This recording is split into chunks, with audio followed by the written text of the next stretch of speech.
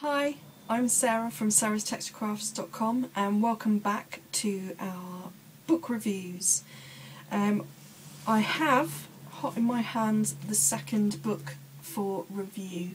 This is going to coincide with a competition available to you on my main blog, which is called Crafts of Texture, which can be found at sarahstextilecrafts.blogspot.com.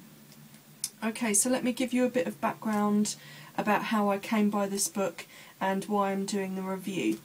Okay, so I am in touch with a publishing company called Bloomsbury Publishing PLC, and they have very kindly agreed to occasionally send me the odd book for review. These will be in textile sort of related topics, ideally related to wool and fibre, which is my background at sarahstextilecrafts.com, but in this instance certainly in the main arena of textiles and the dyeing thereof. The book was donated to me, so I've not been monetarily compensated for any views that I give thereof within this review. So please bear that in mind. Everything that I speak of when I go through a book or a product review is something very much of my own feeling towards said product. So please bear that in mind, and let's begin. So our book today is The Story of Colour in Textiles, which is by Susan K. Williams. And first of all, I want to read you the press release that I received with the book from Bloomsbury Publishing. Okay, so the press release states, "Colour and shade of dyed textiles were once as much an indicator of social class or position as the fabric itself, and for centuries the recipes used by dyers were closely guarded secrets. The arrival of synthetic dyestuffs in the middle of the 19th century opened a whole rainbow of options within 50 years. And within 50 years modern dyes had completely overturned the dyeing industry. From prehistory to the current day, the story of dyed textiles in Western Europe brings together the worlds of politics, money, the church, law, taxation, international trade and exploration, fashion, serendipity and science. The story of colour in textiles is an introduction to a broad, diverse and fascinating subject of how and why people coloured textiles. A fresh review of this topic, this book brings previous scholars' work into light again alongside new discoveries and research." And there's a little bit here about the author. Susan K. Williams is the Chief Executive of the Royal School of Needlework at Hampton Court. She has a long-term interest in textiles and was introduced to dyeing on a one-day workshop in the 1980s.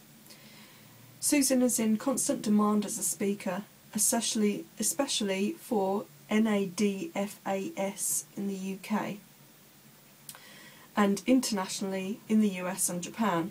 She's also a fellow of the RSA, which is the Royal School of Arts. Okay, now I am told that the book is available or has been available from January 2013 at $19.99. It's in paperback form with 176 pages. Now if I look on the Bloomsbury website today, and I apologise for any camera wobble, but I'm just going to have a look quickly at the bloomsbury.com website. You can buy worldwide. I think they have a number of locations around the world. But on their website they have this particular title for sale. It was published on the 17th of January 2013. It is obviously therefore the first edition. It has 100 colour illustrations and it's really quite a nice size book. On there they have it for sale at the moment with a 10% discount, making it $17.99. And usually if you're in the UK you can buy and receive your item within 2 to 3 days. So that's really quite a good bargain, so I do recommend that you give bloomsbury.com a look on your web searches, and presumably this will be available on websites such as Amazon and other independent bookstores as well, so do take a look around and buy from, you know, a local independent. Okay, so I wanted to give you a quick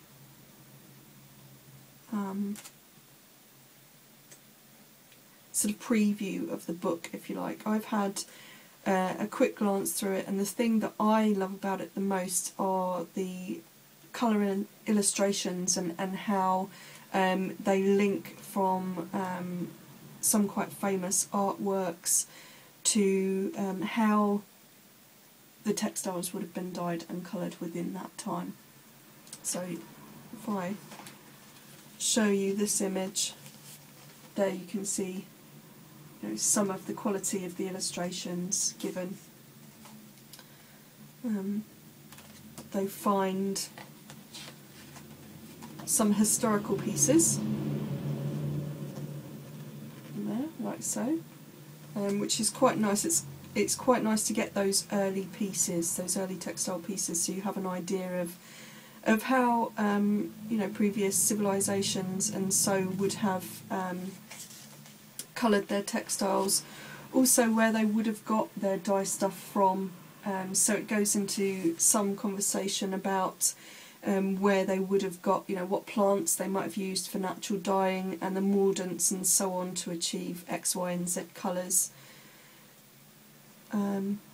They also, the other thing I really liked about this book is they give lots of notes and reference material as well. So if this is something that you want to study further, something you want to take up as part of a textile course as well, or just something for your, you know, sort of personal progression through the world of dyeing textiles, then this is a really great book with some great resources in there. I love the fact that it is an historical view, so it goes right back, you know, from some very early civilizations right through to modern day, and it gives us a real strong sense of what colours would have been used. There's a great picture which would have been made up using some natural dyes.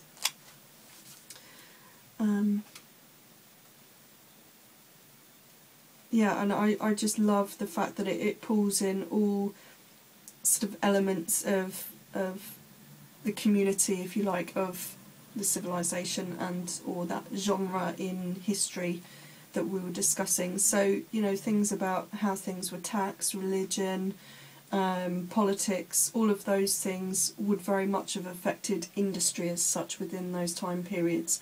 And so it's important to bring those in and understand how all of those things would have affected textiles and how textiles were designed, coloured and produced. So that's really, really good actually, because, you know, you can get lots of books that give you information on how dye processes were used, or they might look at one particular period of time and they might give you, you know, sort of hints to how textiles were coloured and designed. But this is quite nice as, you know, a real library piece, because it's really good reference material and a great starting point, for example, if you are on a textile course, because you can then go, oh, okay, now I want to look at indigo in Europe. There's a small passage in here about indigo in Europe, and then you could take that on because they've given you references, so you can go on and look up and continue your research in that manner. If I go through to some more modern histories, they give you an idea about how fabrics were dyed, jacquard dyes, jacquard weaving and that kind of thing.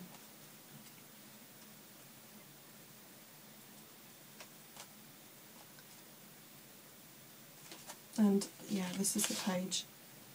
We're getting into the 19th century now, and I love the fact that they've managed to find some dye records from dye houses, because it's quite nice to see how dyers do record how they get their colours and the formulas and that kind of thing. There is a real science to it, dyeing textiles and wool, and it's something I absolutely adore. So to be able to get, you know, to see and you know, sort of view how other people would have recorded how they dyed fabrics and so on, is really interesting to me. And you know, a nice little picture there of various natural dye stuff that they've used to create colours.